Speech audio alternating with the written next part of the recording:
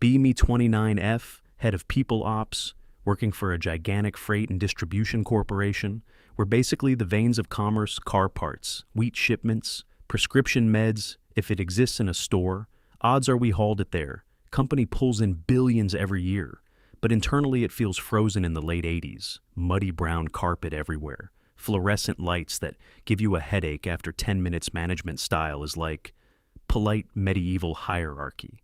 They're nice about it, but it's still feudal. They hired me to modernize everything degree in organizational behavior.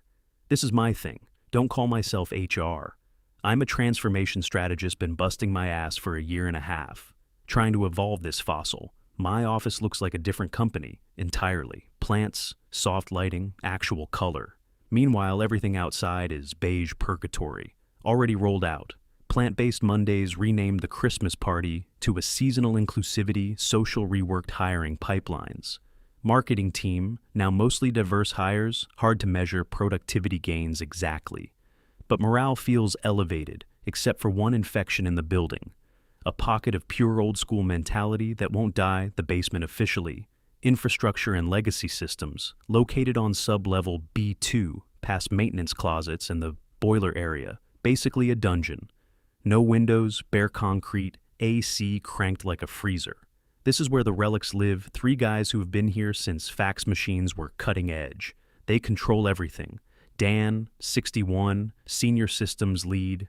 Mike, 57, database guy. Ron, 64, network specialist, completely untouchable every time I try to get them into a sensitivity or culture workshop. Dan shoots back a one-line email, system uptime constraints. Cannot attend. They ignore every initiative, no pronouns in emails, no signatures at all, just their names in some weird font, walking fossils. Last week I finally decided enough was enough time to drop the asteroid, launched a full compensation and equity review. Initial goal was warehouse pay gaps, but then I opened IT payroll and I actually froze, used my admin override to pull executive compensation. Records looked up Dan, Mike, and Ron, and my jaw literally dropped. Dan making $188,000 base plus exec level bonus, around $35,000 yearly stock incentives on top. Mike at $176,000, base. Ron at $171,000 base and his benefits. Insane legacy platinum tier, full family health care, covered 100%, 2 months paid vacation, old school pension plan that hasn't existed since like 2004. I start scribbling numbers on my pad. Combined cost for these 3 is pushing $700,000 a year, almost $750,000 for 3 guys sitting underground. Checked regional salary, averages senior engineers, here make about $95,000. These guys are nearly double that most blatant example of old boys club I've ever seen. Money locked up by entrenched older white men, while I'm fighting leadership just to get $400 approved for a nursing room. Decide I need to see this with my own eyes. Need to understand what $700,000 of labor actually looks like. Grab my clipboard, mostly for optics. Take the elevator down. It only goes to B1, have to walk the rest. Down a concrete stairwell, temperature drops as I descend. Air smells like ozone, hot dust, and ancient coffee badge into a heavy steel door marked restricted access, green light, door unlocks. Step inside. First thing that hits me is the noise. Low constant hum of hundreds of fans, rows of black server racks everywhere. Little green and amber lights blinking endlessly. Cables overhead like tangled vines in the middle. A glass office cube, their little aquarium. I walk straight up and push the door open. Dan is reclined in an old Herman Miller chair, eyes closed. Huge headphones on feet on the desk, next to half a sandwich. Mike is casually reading a paper newspaper. Ron is hunched over, using a magnifier, tying a fishing lure. None of them even acknowledge me. Not a single glance. Disrespect is insane. I clear my throat loudly. Gentlemen, nothing. Excuse me. Louder. This time Dan slowly lifts one headphone cup. You're letting the cold air out. Either step in or shut the door. No greeting, nothing. I walk fully inside, door seals behind me. I'm conducting a workflow assessment, I say, projecting. I need an update on active projects. Ron doesn't even look up. This one's a woolly bugger. he mutters. Green-black combo. Base go crazy for it. I mean, company work, Ron. Dan slowly swivels his chair toward me. Everything's running, isn't it? What? The board. He points at a wall monitor map of the U.S. covered in green indicators. All green means freight's moving, scanners are working, invoices are printing. Green lights mean we're doing our job. So you're telling me, I say, glancing at my notes, you're paid nearly $200,000 to watch lights stay green. That's not what we're paid for, Mike says from behind his paper. We're paid for what we know, and for when those lights turn red. That mindset is outdated, I shoot back. Modern teams need active output. Agile cycles, deliverables, collaboration. Dan lets out this dry, scratchy laugh. We don't sprint down here. We're in a marathon that started in the late 90s. These systems don't care about your agility talk. They care about not breaking. Unless you've got a ticket about your email signature, you can leave the secure room. You're messing with the humidity levels. I just stood there staring at them, the smugness, the ridiculous confidence from guys who barely moved all day, protected by years of tenure and zero accountability, turned around and walked out without another word. By the time I got back upstairs, my hands were literally shaking. They were laughing at me. They genuinely believed they couldn't be replaced. Decided. Right then, I was going to prove otherwise, started building my case, immediately spent the next week digging through their metrics, pulled ticket data logs for all three combined. They closed maybe 6 to 12 tickets a week, and even those were labeled vague stuff like system upkeep or batch monitoring, nothing concrete, nothing measurable. Then I pulled numbers from Tier 1, support mostly kids, fresh out of college making like $48,000 each of them, closing 40 to 60 tickets a day, password resets, printer issues, installs, actual work. Side-by-side comparison looked insane. 3 basement guys doing maybe 1% of the output while costing 5 times as much. It was perfect ammo. Built a full presentation deck, called it something like Operational Throughput, Migrating Legacy Systems to Cloud Efficiency. Packed it full of buzzwords: scalability, synergy, cost optimization, modern stack transformation, all the stuff. Execs love hearing. Booked time with David Lawson, the CFO guy's mid-50s, drives a Porsche, only speaks in profit margins.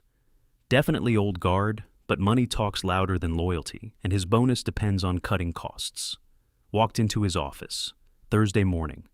David. We've got a serious financial leak in IT, handed him the salary sheet. He actually let out a low whistle. Dan makes that much? I knew it was high, but damn. It's completely unjustified, I said. We're paying 3 employees close to $1 million a year for systems that should be automated by now. Dan built the warehouse system, he said, tapping his pen. He knows it inside out.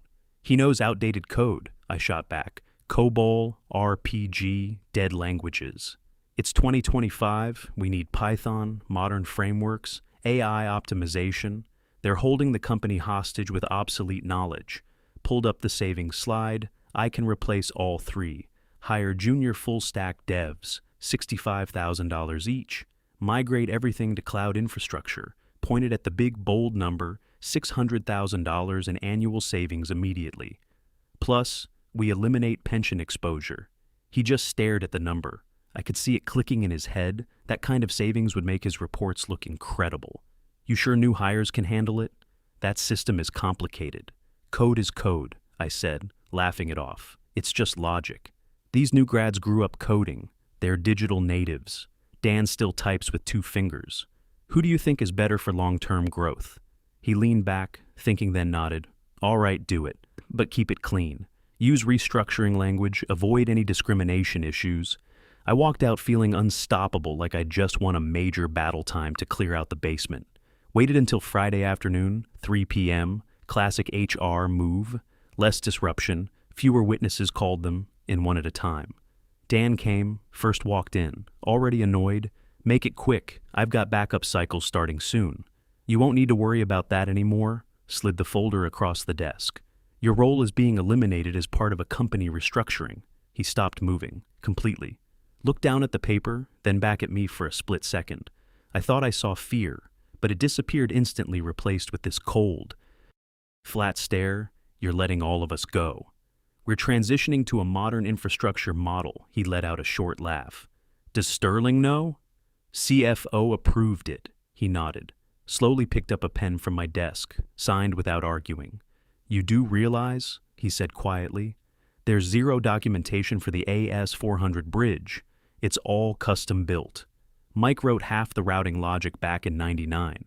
We have capable engineers coming in, I said casually. Good code explains itself. We'll be fine. He stood up, looked at me like I was a joke and a tragedy. At the same time, this is like cutting the brakes on a semi because you want it to go faster. We'll manage. Leave your badge, please. He dropped it on the desk. Sharp plastic click. Good luck. You're gonna need it. Next was Mike, and then Ron. Ron actually smiled. Honestly, my wife's been pushing me to retire anyway. Might finally buy that fishing boat. Mike didn't say much, signed the papers, went straight outside for a cigarette by 4. They were gone. I stood by the window, watching them leave. Dan got into this old beat-up sedan from the early 2000s. Ron climbed into a pickup. They drove off like it was any normal day, and just like that, they were out.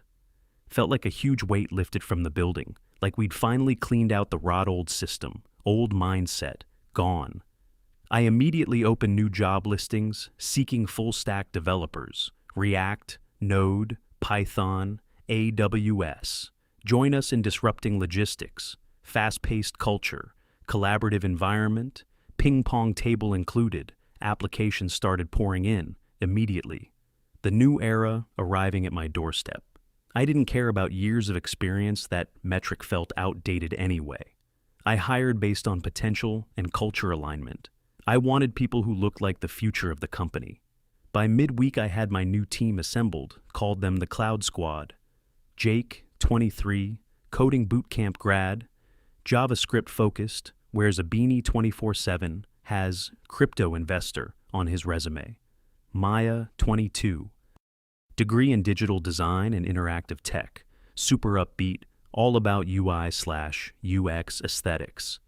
Ethan, 26, self-taught, obsessed with Linux talks non-stop about optimizing systems, and the stack combined salaries came out to around $190,000, less than one of the old guys alone. I felt like a genius, took $25,000 from the savings and redid the basement, ripped out the gross carpet-polished concrete floors. Instead, installed standing desks everywhere, brought in oversized beanbags for creative thinking, set up smart lighting that changed colors throughout the day, dropped a few grand on a fancy Italian espresso machine.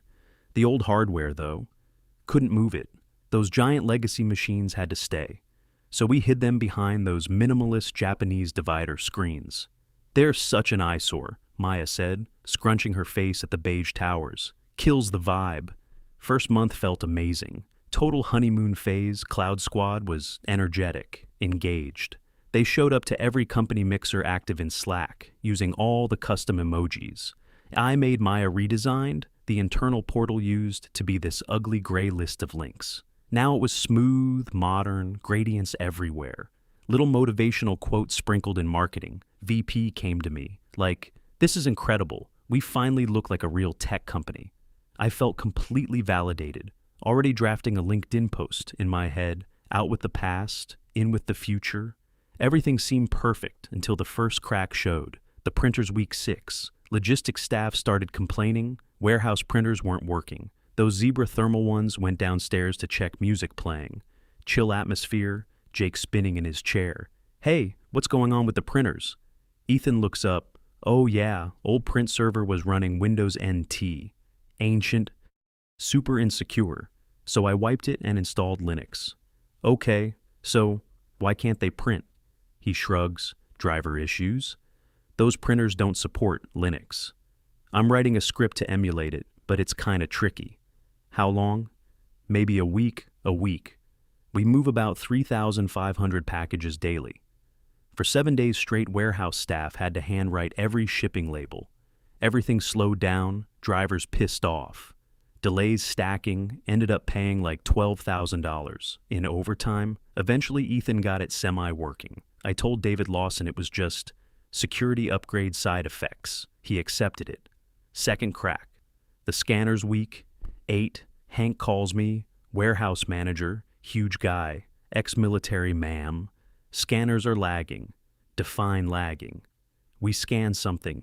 Beep, then wait. Like 5 seconds. Used to be instant. Went back to the basement. Jake explains it casually. Old system used telnet. Totally unencrypted.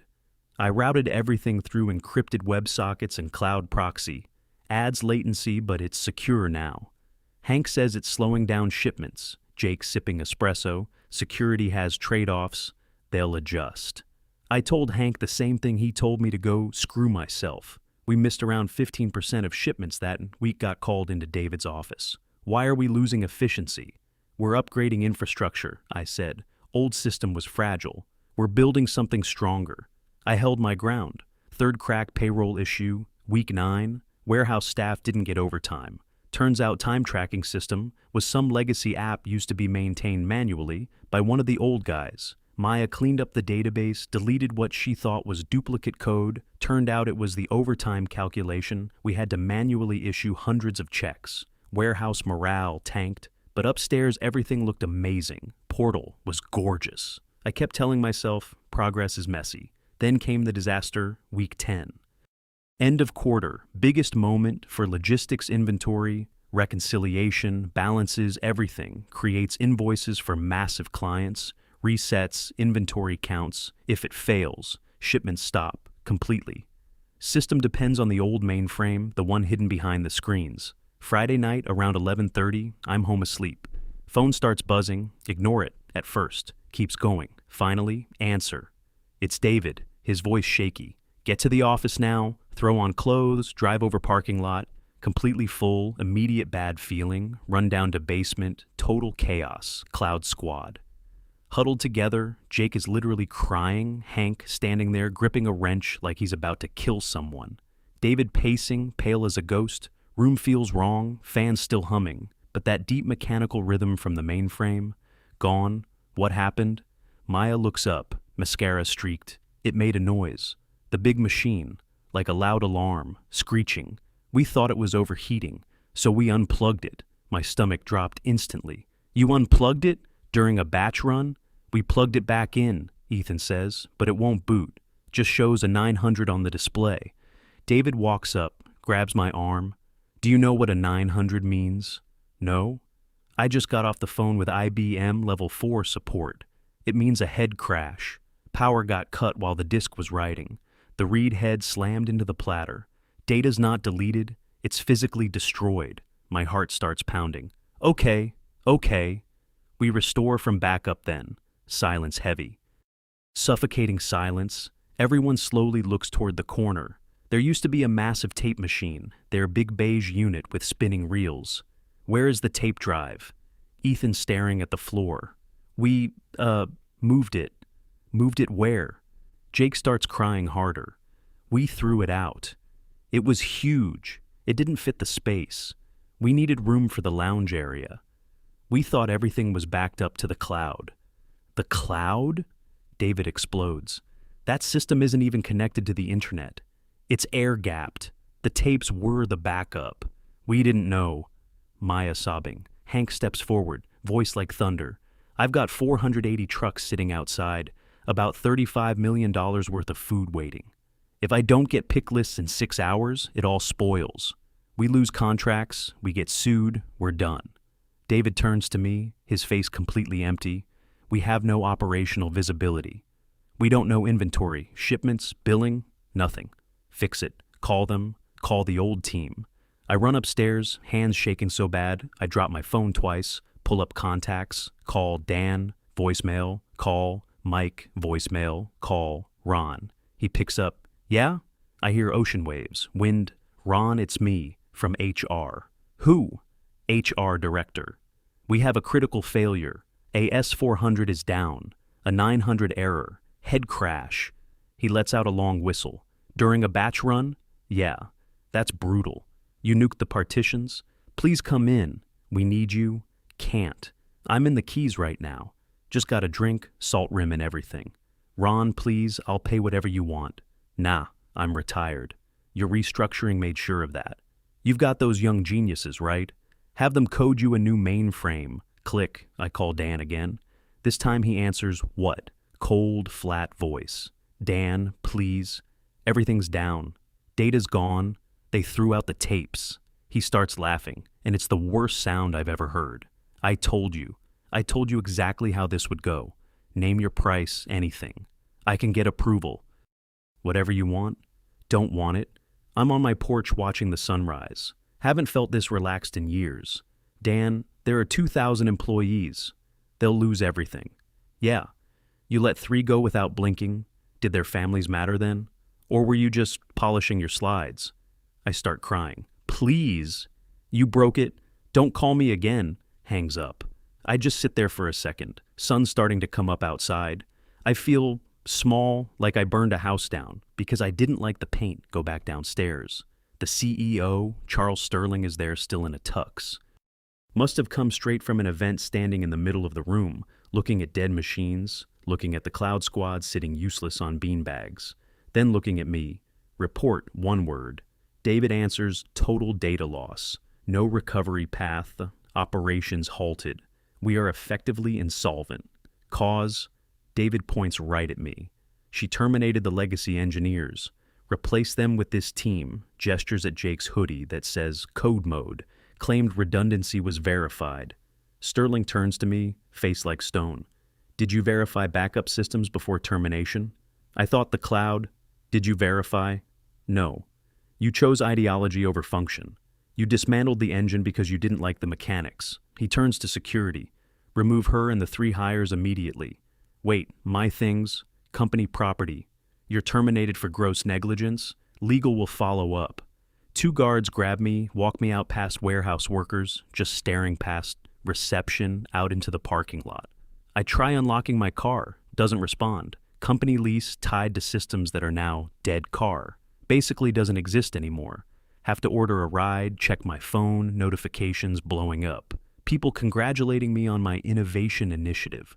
I throw the phone into a puddle, just scream, no one even looks. Company didn't really recover. Missed shipments for weeks. Stock dropped from like $80 to under $15. Got bought out cheap by a competitor. Most employees got cut. I got sued personally. Breach of duty, legal fees, destroyed me, lost my apartment, lost everything. Moved back in with my parents at 29. Mom keeps asking how this happened. You have a master's degree. Yeah, in screwing things up, apparently. 6 months later, I finally land a job, assistant manager at a trendy coffee shop, $15 an hour. Plus tips, wearing an apron, now serving oat milk lattes to people with actual careers. One morning, door opens, it's Dan. He looks completely different. Tan, relaxed. Wearing linen instead of office clothes, walks up to the counter, recognizes me. Instantly, doesn't insult me, doesn't gloat. Just gives this quiet, almost sympathetic smile. Rough landing? I can't even look at him. Eyes burning. I didn't understand. I know, he says calmly. That's why we were paid what we were, he orders. Black coffee drops a $50 bill in the tip jar. Keep it. Maybe take a coding class. Walks out. I watch through the window. He gets into a brand new Mercedes Ron's in the passenger seat, laughing. They drive off. I turn back to the espresso machine. It starts hissing, steaming. Weirdly, my boss, some 22-year-old named Zach, yells, "Hey, fix that. We've got a line." I just stare at it. I have no idea what I'm doing. Grab a towel, start wiping the counter. Instead, I'm trying quiet to myself. And I know one thing for sure. I'm never touching another server again, because the world runs on ugly, loud, ancient machines kept alive by cranky old guys in basements. And if you replace them with vibes, everything just stops.